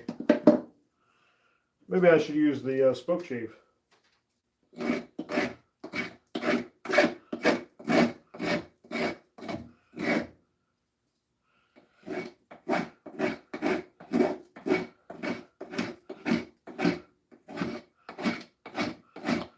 Kind of messed up here.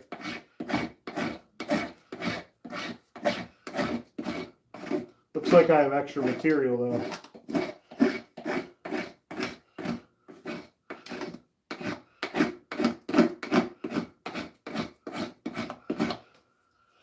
Let's see what that looks like. That's a little better.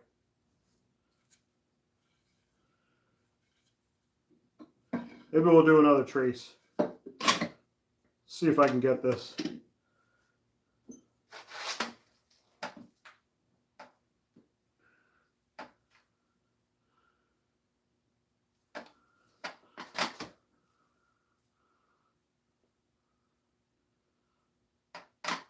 I'm going to shape it just like this. It's not an extremely dangerous, sharp tool that I should never leave in a precarious position like this. It's this is how you shape them, guys. I've never felt dumber than when I'm using a triangular file, the end of a hardened file, instead of a pencil.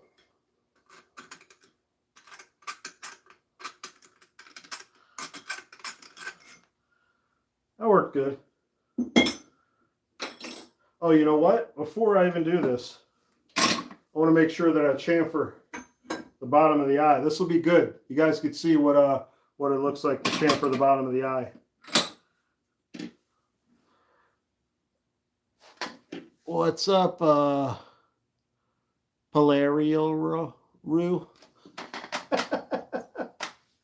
That's the best part about live streams, is you get to challenge people's illiteracy.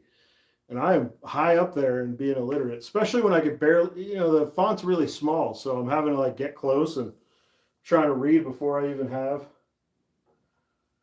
Okay, where's my,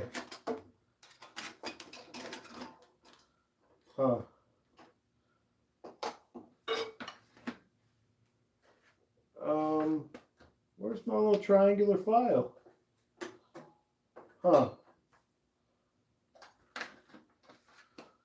That sucks. I'm losing everything today. Losing me models. Well, here's a little file. Little round file. Oof.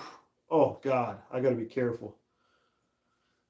I almost just jammed my hand right into the heel of this axe. So light pressure, so I'm not forcing it so I don't slip. Boy, was that dumb.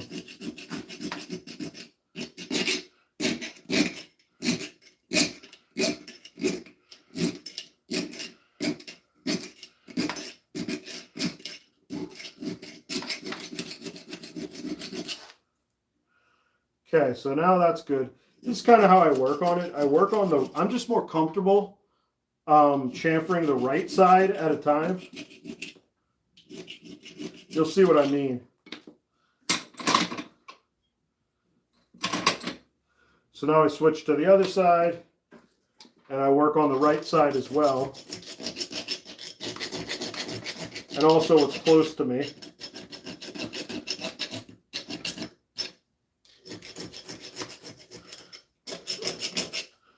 Whoops.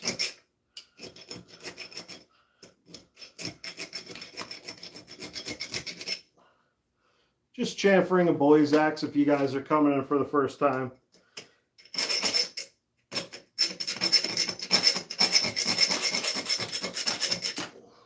Kind of hard to get the top a little bit wherever I'm working on. Let's see, that's much better.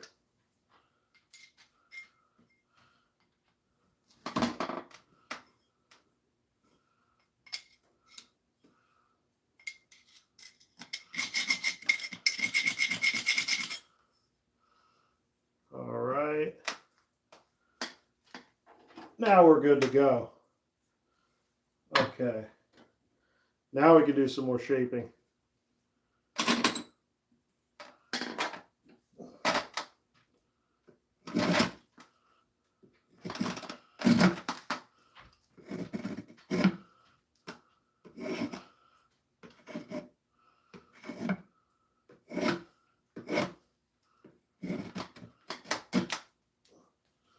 This is a dumb way to do it.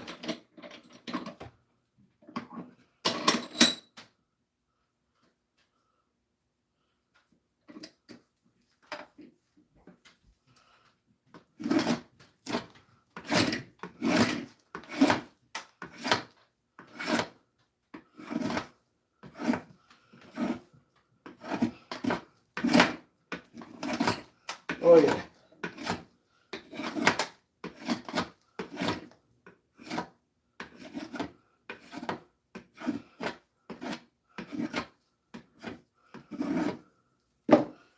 Okay, now we go to the other side, but first we check if I've screwed this up yet. A little bit. We're going to just roll with it.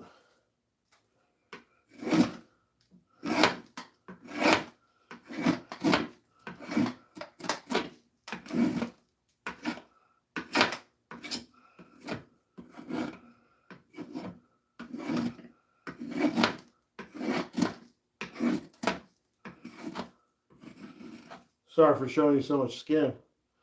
That's it's not for free usually. Usually I have to pay you. Three-dimensional. Disneyland. How do you like that? How do you like the taste of Disneyland, huh? Okay, now I'll show you what the tongue looks like. Now we're a lot smaller. The front is still a little goofy. Ooh, I got a lot of extra material here. Let's hope we didn't take too much away. Not like I could check or anything.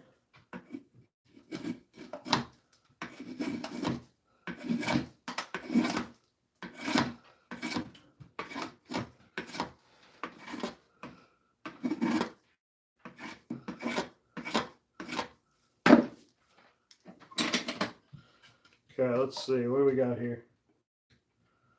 Still got a lot of extra material on the back.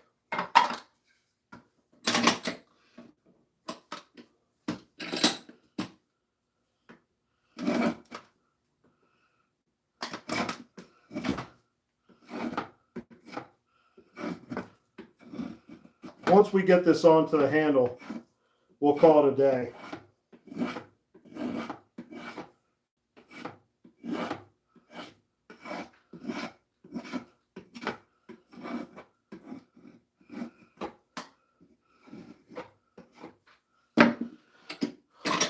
Okay.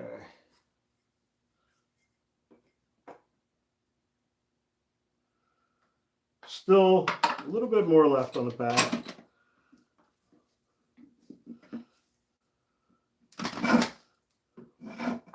I was a little aggressive.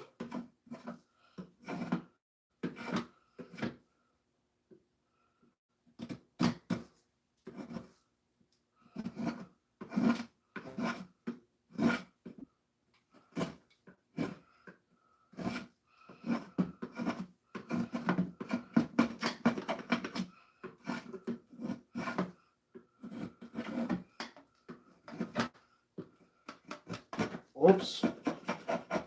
Come on, baby.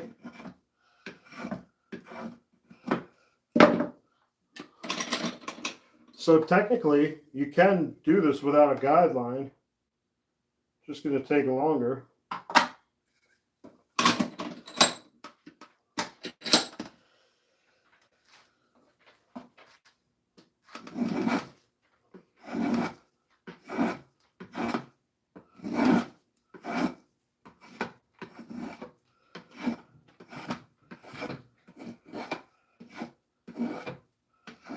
Okay.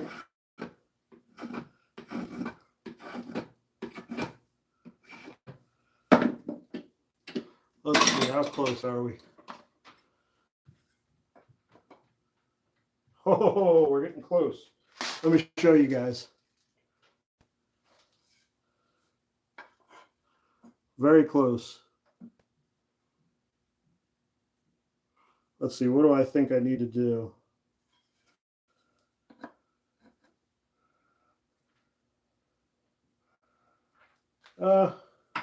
Might be a little off the side, the back of the sides. Now, it's okay to remove a little too much material from the top of the tongue, but you really want to keep the front and back as much as you can. But the top side of the tongue, that can be, you can kind of be sacrificial because that'll help you fit a fatter wedge. You just got to be careful. You don't want to go too far and remove material below where the axe is going to sit. You want to remove the material from about, this much of the eye. And so that's so you can fit more wood in, fit more wedge in, because there's more room. Hey, what's up, buddy? Thanks for saying hello. We got 4 said hello, said hi. Hi, hi, hi, hi. I tapered off because that was very annoying. Let me see, which sides do I got to do more?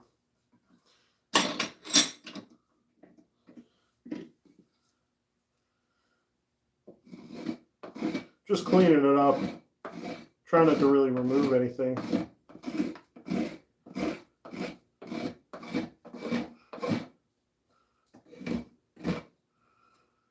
So that knot in the heartwood is also, unfortunately, in the sapwood on the other side. And it looks like I'll be keeping it. That sucks. Didn't think that would happen.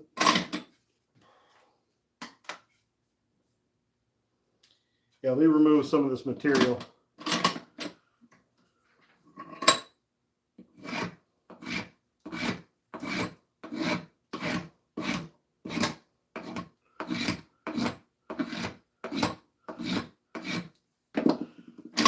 Okay.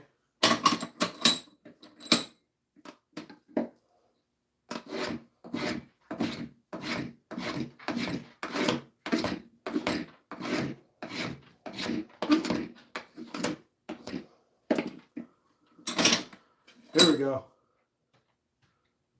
Now we're looking good, right, guys? Let's see, will it fit? So close. Actually, I'm doing this in a dumb way. You're kind of supposed to put it down so you could really eye up what needs material removed, where it needs material removed, and where you can't remove material. Okay, so I'm looking at the back. I removed too much material from the front. It's like the sides of the front. Oh shit. I don't know if you guys could see me here. So yeah, I gotta continue to remove material from the back sides and the back.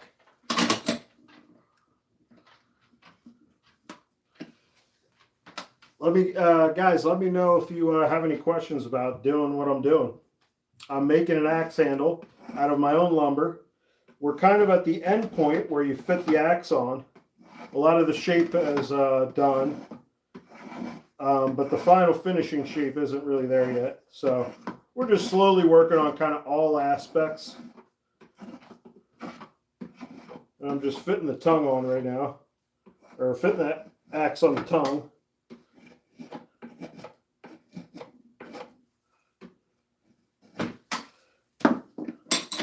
Let's see, did that do it? I want to be really careful because I put my draw knife right here. I don't want to snap the edge.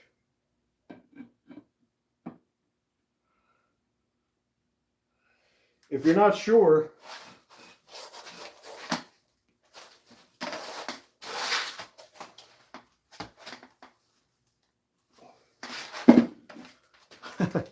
hold on a sec.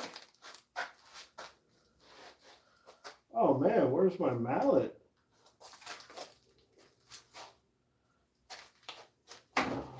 What the fuck?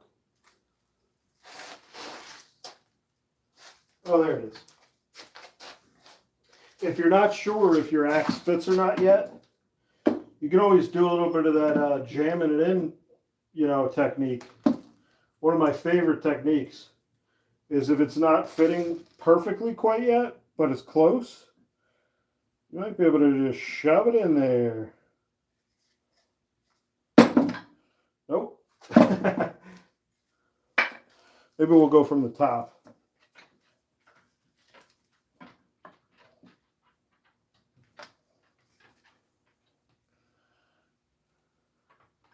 Oh yeah, I got a good idea. Let's do it like this. There we go.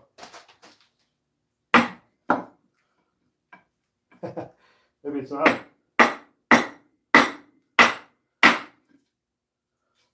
So now I have some guidelines. See that? So I got to remove that extra material.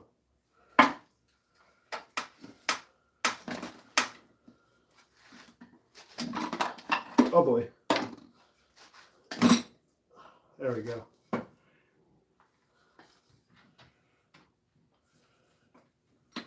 Okay.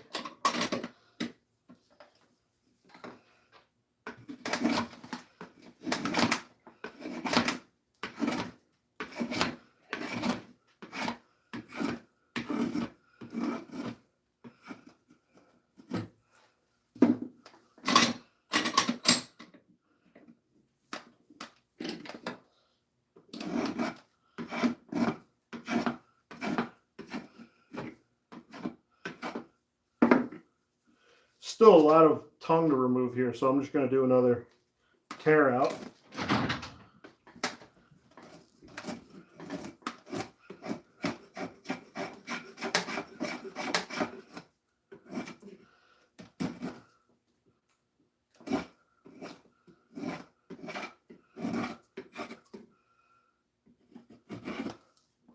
If you guys are just tuning in, I've done this like 100 times, but I know that's what happens. You know, new people are here. I'm hanging this boy's axe on my own handle. Hey, what's up, buddy? PJ? How you doing, bud? Yeah, that looks better, don't it? A lot less angle to it. Still too big, but that'll come down.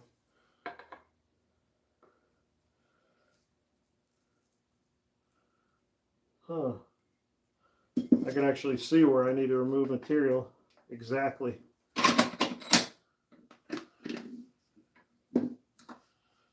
We'll use this draw knife.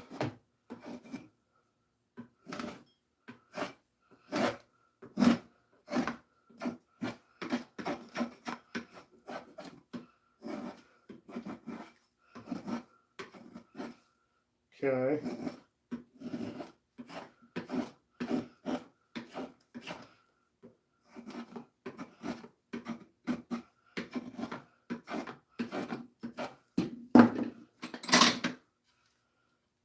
Even better.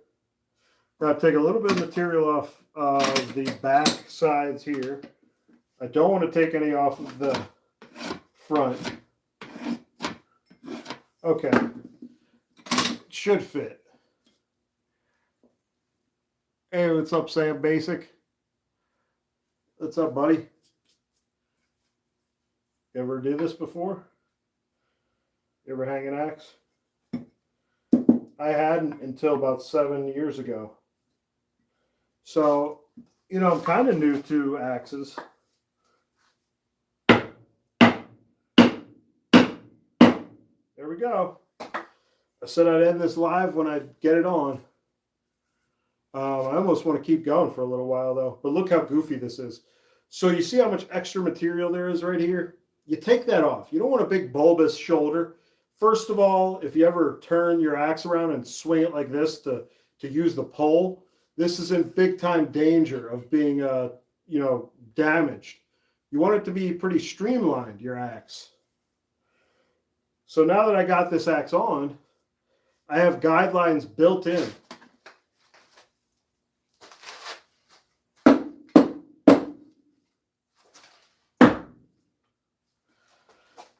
So now my guidelines are chewed into the handle by the axe head. So I know exactly where I got to remove material. So I got to get it close to that point throughout.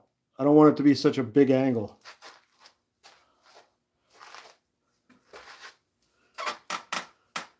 So where do I actually want to cut? Let's do another one of those tear out things.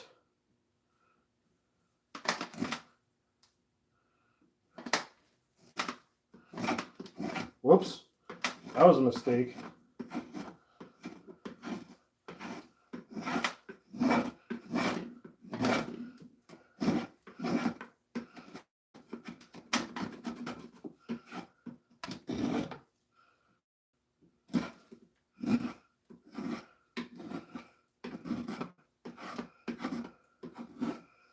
Okay.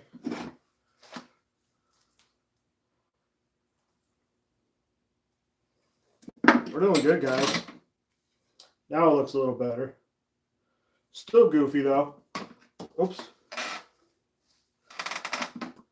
So I'm using my low bench. It's 36 inches long that I split out of a log with some free plywood, and all the other wood is free. And the only thing I paid for is this vise and these soft jaws. So you don't need a lot of money to do this. You just gotta, you know, be resourceful, or, you know, if you live near forests, you might be able to get some wood, or you just live near trees. Obviously, do it as legal, you know, do it legally. All right, so let's use the spoke shave. I don't really like how this is angled. There we go. I like it a little angled towards me.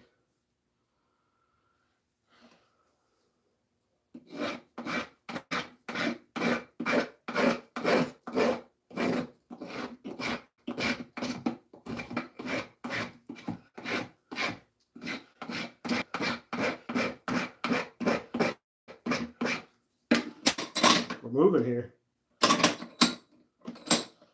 There we go. It seems to be the first time. Why do people keep saying that A? You tell me it's my first time making these? Yeah, this is actually something brand new to me. Or you say it's your first time me making this.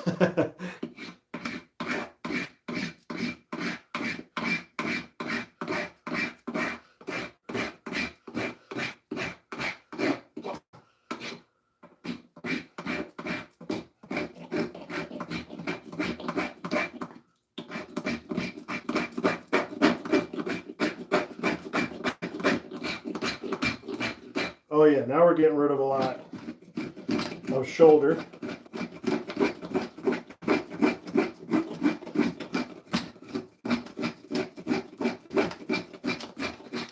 Man, this really is the jack plane setting of this spoke shave. Tons of materials going.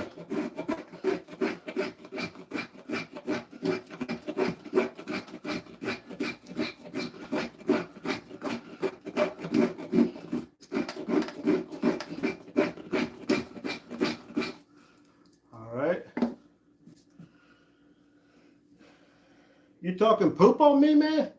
You talking poop? I took a poop earlier. Okay? So I know all about poop. Yeah, that's right. I took about a two to 5 minute break doing what you were talking about. Now, honestly, I invite people saying negative things. I think it's fun.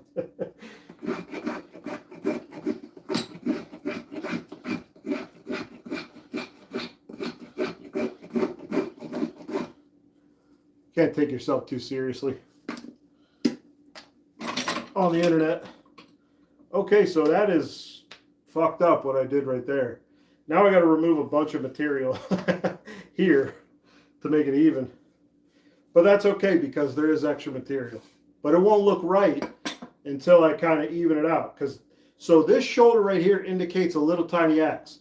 This width right here indicates a very large axe. So I'm going to need to take a lot of that width out. And this is why we don't do everything at once when it comes to handle carving without guidelines. Let's see, what should we use? Let's use the Farrier.